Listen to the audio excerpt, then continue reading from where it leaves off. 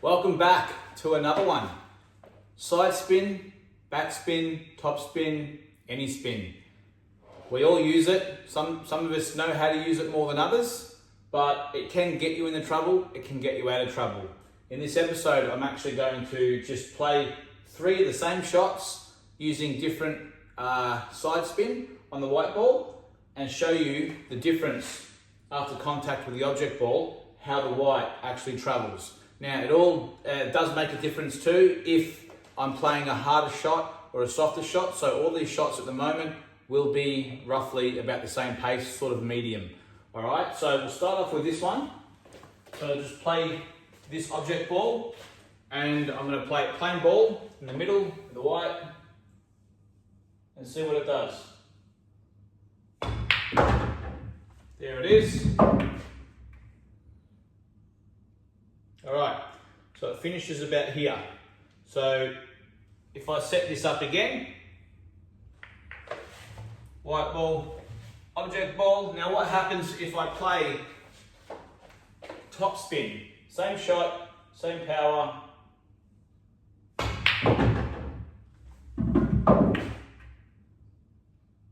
Look, exactly the same. All right. What happens if I play the same shot? Play some bottom.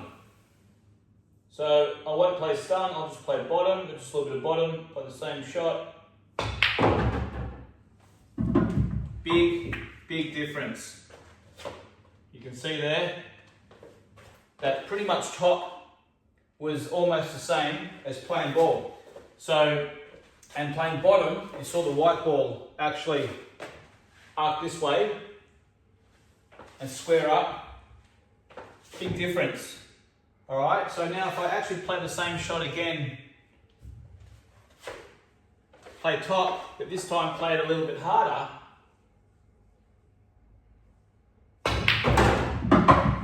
you can see how the angle changes. So now it's there. All right. If I play it even harder, so what happens is when the white ball hits the object ball, it's actually arcing off to the side and then the top's kicking in and then coming forward.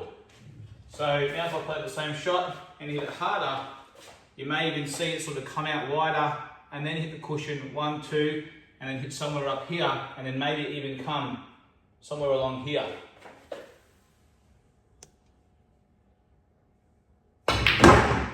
Look at that.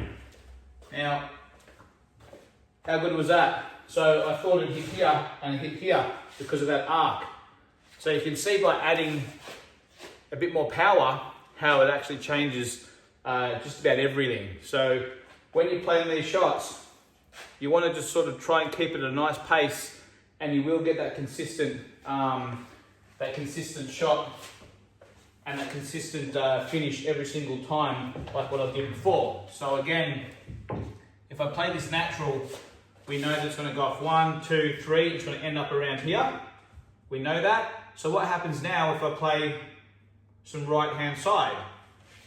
So now, middle ball, but right hand side.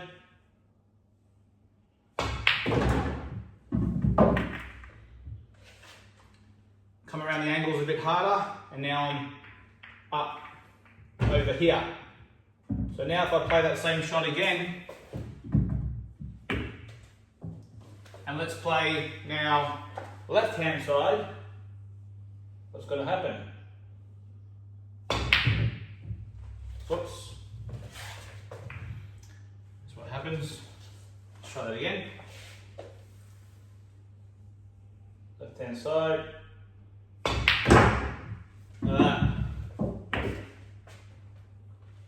1, 2, and now in off. Let's try that again. Left hand side. Now I'm not hitting it too hard, I'm not hitting it too soft. Look at that. I'm missing it. Let's try again.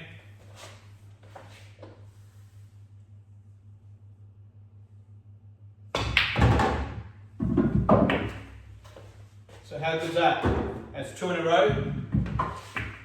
Check side, which is left hand side. Here, here, and coming this way. So, by playing around like this, you can actually work out how your actual cue also handles with side as well. You can see when I missed those two shots there, that I've actually got to allow a little bit because my cue throws a certain amount. What that means is, when I hit the white ball with side, I'm pushing the white ball away. Either if I play right hand side, I'm pushing the white ball to the left a little bit, or if I play left hand side, I'm pushing the white ball to the right a little bit, which means I actually have to aim either thicker or thinner. So if I'm literally basically want to hit this ball with a lot of right hand side, I'm actually pushing the white ball to the left like that. So I've actually got to aim a little bit further over to allow for the throw of the white. So for instance, if I'm going to play, say, this shot here like that, I know that I want to hit this part of the red, but I'm playing right hand side. Right hand side is going to push the white ball across this way, so I'm actually going to hit it quite thick. So if I play right hand side, a lot of right hand side, and aim where I normally would hit, I'm probably going to hit more in the center, and the red's going to hit here. So I'll play right hand side, I'll aim normal, like that. So that goes in anyway. But if I set that up again, I play right hand side like I did before, right hand side, but what I do now is, instead of aiming where I would like to, over here, if I was playing plain ball in the center, because I'm playing right, I'm pushing the white ball to the left, so I know now to actually sort of aim thinner on the red, because I know that the white ball is going to throw to the left, and it should hit where I intend to actually hit the red in the first place.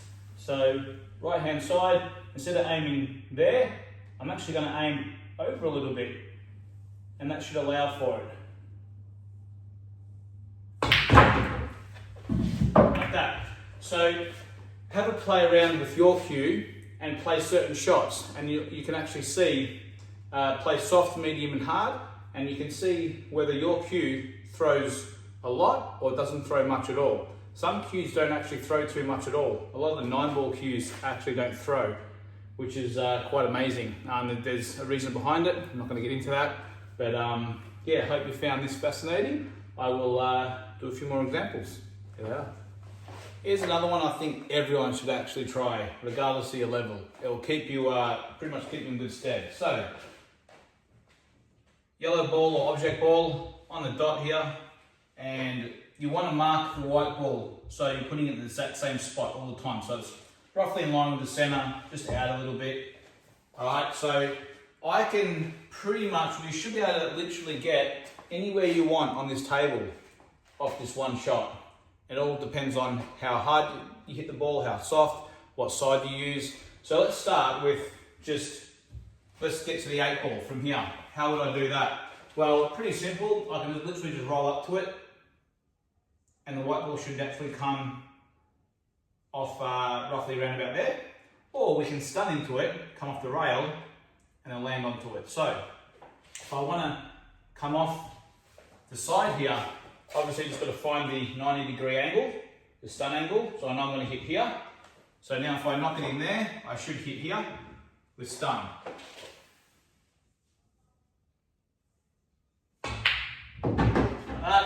And then we'll land on the 8 ball. Now, let's say the 8 ball is here. 8 ball here.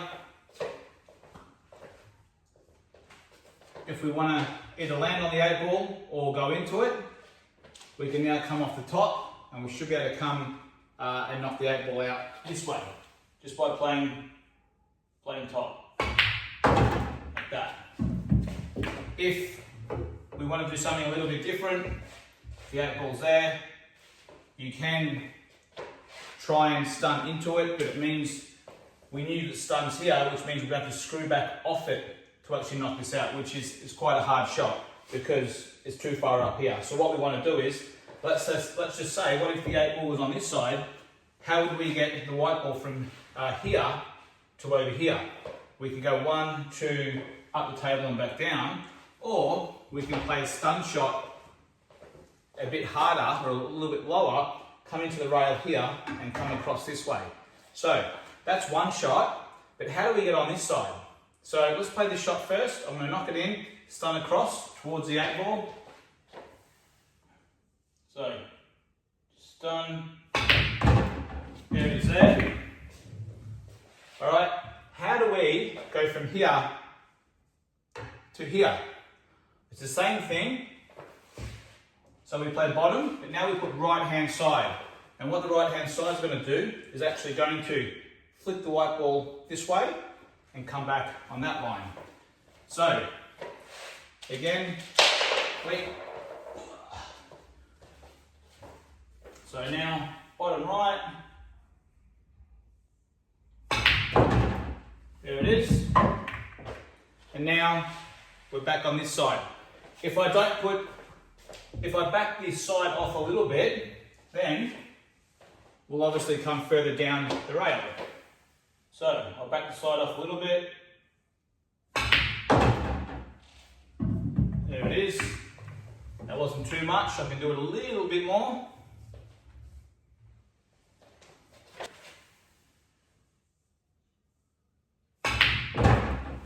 So there it is. I've backed it off more that time and we've landed there.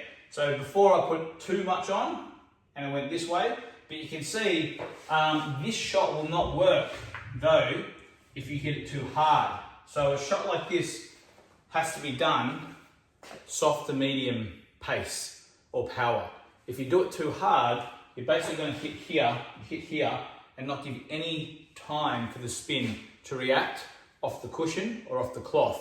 So playing with side is very difficult. There's a lot of factors that come into it, but the only way to get good is to just practice stuff like this and have the same shot set up all the time and notice where you're hitting on the white ball and how much power you're giving it. So if I play the same shot, I want to try and get over here and play it too hard, it just won't work. You see that? See how it slid and went over here? I didn't give enough time to actually arc back in and then come up this way. So little tip, set it up normally, set it up the same and give it a few goes and adjust your power up and down. So you don't have to hit anything hard, just nice and easy, get the timing right. So what if now the 8 ball was up here? So same thing, I can play bottom right, and if we want to land here,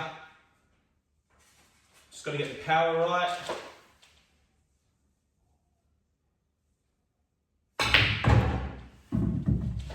And I can safely come across, but obviously if I want to come up this way, then I have to actually time it and play it even better. So now, not only I'm actually playing with a lot of side, a lot of bottom right, I actually have to now cheat the pocket a little bit and actually hit it to the right hand side, so I'm hitting this thicker. So now we're not only using side, but we're now trying to cheat pockets to create different angles. So this is where people might not understand how these sort of shots work, but now we're not aiming for the center of the pocket now, we're actually aiming to the right hand side. So I can hit this ball thicker and get a bit more action off it. So bottom right, I won't hit it too hard, and there it is. So you can see that I hit it, well you can't really see from this angle, but I hit it just to the right of the pocket. In the slow-mo, which I'll do, you'll see that as I hit the object ball, I gave it time for the spin to react off the object ball, off the bed of the cloth, off the rail and then head up towards the 8-ball. So obviously we want to always try and find natural angles, but in doing things like this, it's always good to see what you can do, what your cue can do. And like I said, these things can actually get you into trouble, but they also can get you out of trouble sometimes. So in this one, a lot of the top players are actually good at screwing the white ball back to the side and flicking the white ball off at this angle and then landing on the 8-ball down here. There's two ways you can do this. We can screw straight back this way, and then the white ball's going to bounce, hit the cushion, and then come out. Or we can come straight back with side and widen the angle to there instead of there, and come out this way if there's balls like here. All right, so if there's balls, say here, like that, or here, we can change our shot. So if I play this shot just with straight screw back,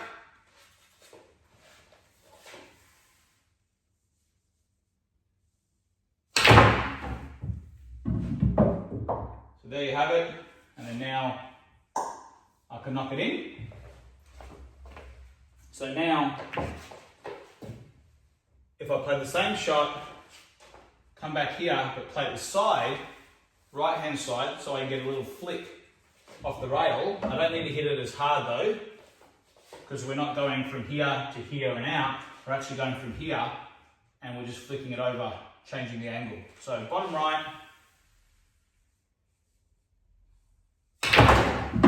like that, and you can see how it flicks that way. And I hit here and not here. So that's the difference. I do not want to play this shot and hit here. I actually need to hit up here. So I'll do that again, and I'm going to try and aim for up here.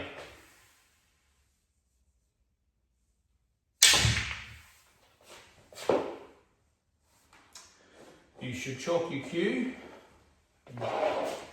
whenever you play side. Tip of the night. So, put all these back.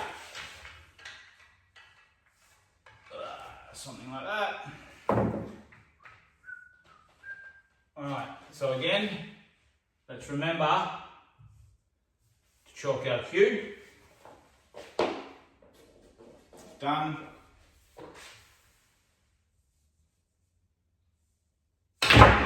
So that's too hard, and I already know that. So playing a shot like this requires also accuracy on top of power, or power on top of accuracy. So again, same thing. I just want to hit this rail. Just hit it. Like that. It's probably going to still kick off. Yep. So you can see how finicky the shot can be. So not only are we playing a screw back shot, we're playing a screw back with side. And we've got to get the pace right. Everything has to go right.